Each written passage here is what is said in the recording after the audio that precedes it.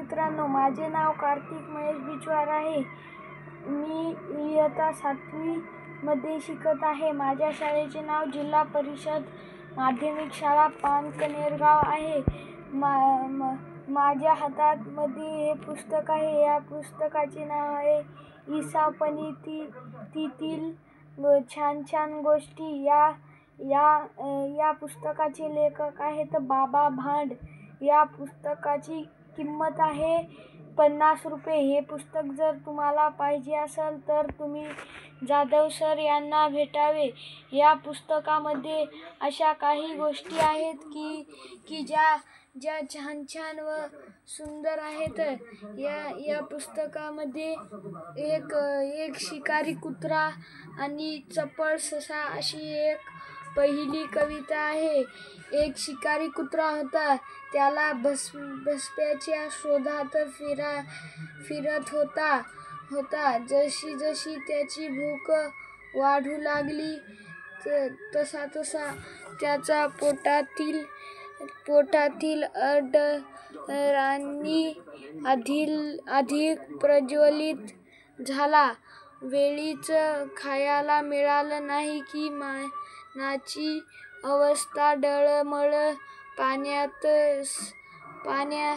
पाळण्यास मदत करणारे पाय तेवढ्याच कार्यक्षमतेने मदत करत नाहीत. कुत्रा चिंतित करत होता आणि विचार करत होता आणि एवढ्यात त्याला एक ससा दिसला.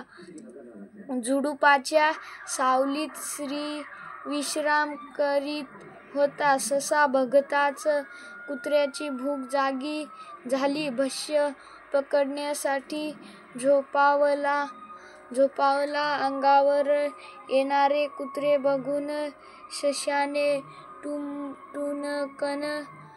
टुणकन उडी घेतली आणि वाऱ्याच्या वेगाने धावू लागला. मग कुत्रा पाठलाग करीत होता.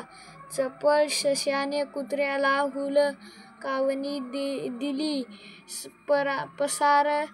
पसार झाला. डोळ्यासमोर शिकारी हाताची निघून गेलेली बघून कुत्रा हताश झाला. नेमका त्यावेळी तेथून एक मेंढपाळ चालला होता. ससा निसटलेला बघून तो कुत्र्यास म्हणाला, तू स्वतः शिकार समजतो. तुझ्यासमोर तो इवलासा ससा किस झाड की पत्ती तेरी ही तुला गुंगारा देऊन निसटला ना?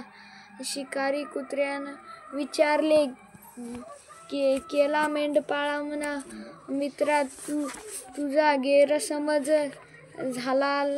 झालेला आहे. मी तर तासापूर्वी मोठी शिकार करून आलोय.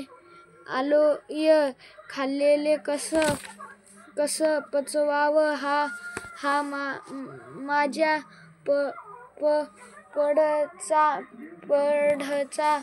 पुढचा प्रश्न होता. वाटेत ससा दिसला. विचार आला.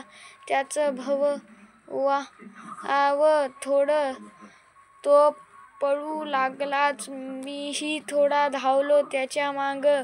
होणार पळाल्यानं पायाला व्यायामही झाला आणि पोटातलं अन्न पचायला मदतही होणार आहे. धन्यवाद.